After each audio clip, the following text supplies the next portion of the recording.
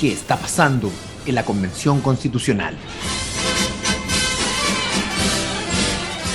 Querido pueblo soberano, estamos aquí en este nuevo pequeño espacio de Que Paguen que hemos separado para poder informar respecto a los avances que ha tenido la Convención Constitucional en la escritura del nuevo texto de la nueva Carta Magna que va a regir a nuestro país de ser aprobada en el plebiscito de salida del 4 de septiembre. Que Paguen quiere unirse a los esfuerzos para combatir la ola de desinformación que ha estado rodeando el trabajo que ha estado haciendo la Convención Constitucional, que puede gustarnos o no, pero que sin duda dicha ola de desinformación ha estado acompañada y teñida por mucha, valga la redundancia, información falsa, como de que la Convención Constitucional ha aprobado de que van a expropiar nuestros fondos de pensiones, de que van a tener que pedirle permiso a los mapuches para tomar agua, de que vamos a perder nuestros emblemas patrios como la bandera. Hay un montón de mentiras que están circulando respecto al trabajo de la constituyente y lo que es el borrador de la nueva posible constitución. Así que para despejar esas dudas vamos a ir alimentando poquito a poco y contándoles poco a poco lo que ha estado haciendo la Convención Constitucional y los artículos que se han ido aprobando conforme pasan las semanas. Bueno, para ello, en esta primera entrega, en esta primera cápsula de los avances de la constituyente, queremos primero explicarles cómo se han ido redactando los artículos, cuál es el proceso en el que trabaja la Convención Constitucional, y para ello hay que entender que dentro de la Convención Constitucional se crean distintas comisiones, las cuales proponen normas, esas normas se debaten y después de ser votadas se incorporan al texto definitivo. Dichas comisiones son sistema político, principios constitucionales, forma de Estado, derechos fundamentales, sistema de justicia, medio ambiente y sistemas de conocimiento. Esos son los nombres de las comisiones que están actualmente trabajando y entre las cuales los 154 constituyentes están divididos para ir proponiendo normas, las debaten, luego se votan. ¿Cómo es el proceso de votación? Primero, una vez que la norma ya está redactada, se presenta un informe respecto a la norma y ese informe se vota en el Pleno, en el cual, siguiendo la regla de los 2/3, debe alcanzar 103 votos a favor. Recordemos que la totalidad de constituyentes son 154 y acorde a la norma de los 2/3 tienen que ser 103 votos a favor. Una vez alcanzados esos 103 votos, este informe pasa a la fase particular, en la cual se ajusta, se vuelve a revisar y se hace una segunda votación en el Pleno, que es de obtenerse los 2/3 nuevamente, pasa como norma, como artículo, a la propuesta final de constitución. Entendido eso, queremos contarles sobre algunos artículos que hemos encontrado ya en el breve borrador que se encuentra disponible, y va a estar el link aquí abajo en la descripción para que ustedes lo revisen por sí mismos si les parece corto lo que les vamos a presentar. Primero, cabe decir que el borrador de la nueva constitución ya está dividido obviamente en capítulos y tal, así que vamos a contarles los capítulos que se encuentran actualmente en el borrador de la constitución, siendo el primer capítulo el de los principios constitucionales. Le sigue los derechos fundamentales, sigue sistema político, luego sistema de justicia, luego forma de Estado, luego medio ambiente y finalmente sistema de conocimiento. Como pueden ver, son los nombres de las comisiones, ¿no?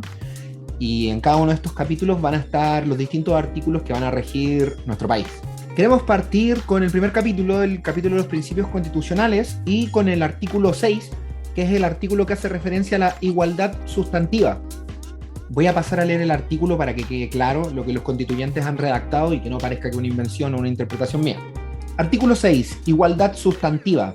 La Constitución asegura a todas las personas la igualdad sustantiva, en tanto garantía de igualdad de trato y oportunidades para el reconocimiento, goce y ejercicio de los derechos humanos y las libertades fundamentales, con pleno respeto a la diversidad, la inclusión social y la integración de los grupos oprimidos e históricamente excluidos. Bueno, esto puede parecer un poco obvio, pero la Constitución asegura el reconocimiento de igualdad a todas las personas que habitan nuestro territorio, sin distinción alguna, haciendo un énfasis, ¿cierto?, en los grupos oprimidos e históricamente excluidos, lo cual me parece fantástico. El artículo 9 de los principios constitucionales nos parece ya que es un artículo vanguardista, y que sin duda sienta un precedente respecto a la constitución anterior, a la constitución de Pinochet y de Ricardo Lagos. El artículo 9 dice lo siguiente: naturaleza. Las personas y los pueblos son interdependientes con la naturaleza y forman con ella un conjunto inseparable. La naturaleza tiene derechos, El Estado y la sociedad tienen el deber de protegerlos y respetarlos. El Estado debe adoptar una administración ecológicamente responsable y promover la educación ambiental y científica mediante procesos de formación y aprendizaje permanentes.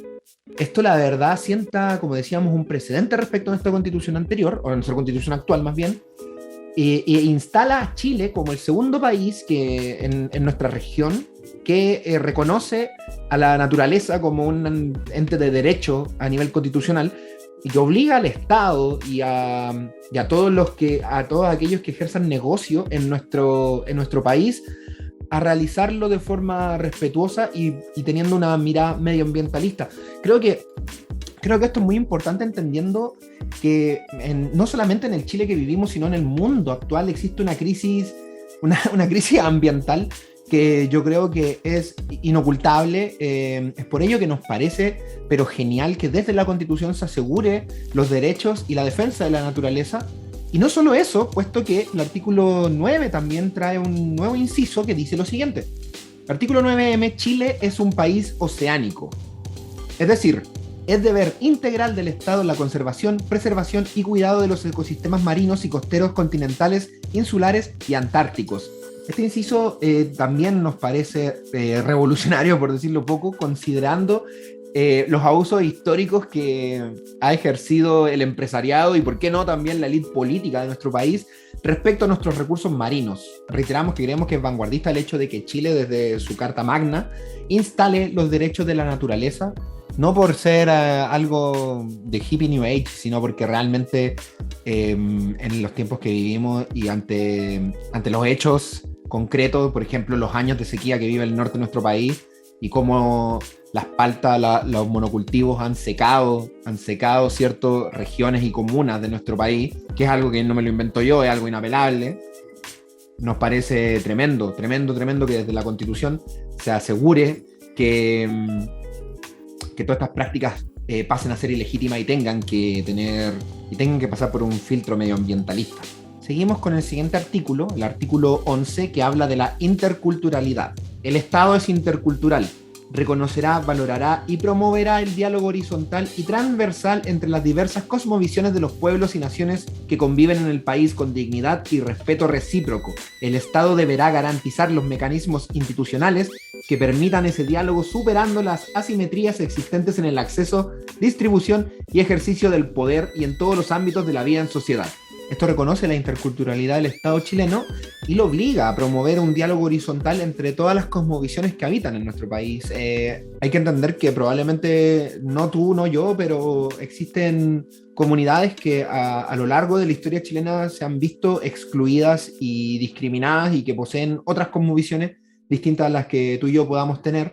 Y por tanto, este artículo reconoce a todas las formas de expresión cultural que habitan en el país que convivan con respeto, con igualdad, y al Estado lo obliga a entregar los mecanismos para que exista una horizontalidad entre todas esas cosmovisiones a la hora de garantizar el acceso, la distribución y el ejercicio del poder.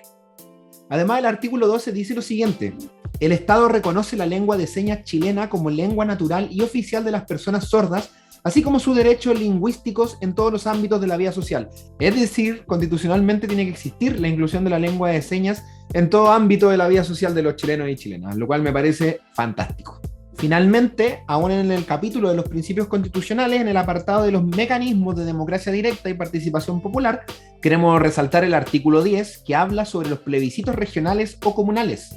Dice: se podrán someter a referéndum las materias de competencia de los gobiernos regionales y locales en conformidad a lo dispuesto en la ley y estatuto regional respectivo.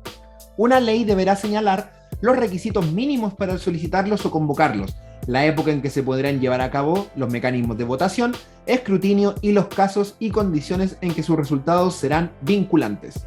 O sea, constitucionalmente se establece un mecanismo político para que los distintos territorios, ¿cierto?, ya sea la comuna o la región, puedan someter un referéndum vinculante, de acuerdo a lo que dicte la ley. Esto tiene que ser obviamente aprobado en una ley también, que permita, ¿cierto?, zanjar temáticas exclusivas de los territorios. Esto está muy bien porque permite que sean los propios territorios los que mediante estos referéndums y mediante sus autoridades, ¿cierto?, sus autoridades elegidas por el pueblo soberano de dicho territorio, puedan tomar una resolución de un tema puntual de su territorio, lo cual es fantástico, puesto que le da cierta autonomía, ¿no?, a cada territorio respecto a las materias puntuales que los aquejan. Nuevamente, como vamos a ir viendo en gran parte de este borrador, muchas de estas cosas tienen que ser aplicadas conforme a la ley. Por tanto, se tiene que después redactar una ley que estipule los mecanismos, ¿cierto?, y los contextos, los escenarios que permitan que esta y otras materias se lleven a cabo. Bueno, querido pueblo soberano, hemos traído un pequeños artículos para ponerlos sobre la mesa, para no bombardearlos con tanta información. Seguiremos trayendo más, puesto que es nuestro deber hacerles llegar esta información para que no se queden con lo que están escupiendo por redes sociales, de que les van a expropiar sus fondos de pensiones, de que van a tener que pedirle permiso a los mapuches para tomar agua, y tanta mentira que circula por ahí. Aprovechamos, ¿cierto?, de mandar un poco a la cresta a Ricardo Lagos, que ha cuestionado el trabajo de la Convención Constitucional en vez de ser un agente de apoyo. Ricardo Lagos, ¿cierto?, el mismo que inventó los multifondos de la AFP, que inventó el CAE y que concesionó gran parte del país. Gracias, Ricardo Lagos, por entregarle los recursos del Estado a los privados para que los privados se hagan ricos con los caminos que tú pagas a diario con el TAG. Seguiremos, querido pueblo soberano, entregándoles más información sobre lo que está haciendo la Convención Constitucional. Recuerden que el manuscrito lo encuentran en el link en la descripción de este video, pero seguiremos, ¿cierto?, entregándoles más información, alimentándoles de información para que podamos juntos combatir esta ola de fake news que lamentablemente buscan una victoria del rechazo en el 4 de septiembre. Un rechazo que realmente no se sustenta en ideas, sino nuevamente mentiras, en conspiraciones y en el gran fantasma del Plan Z. Cuídense, infórmense, venceremos.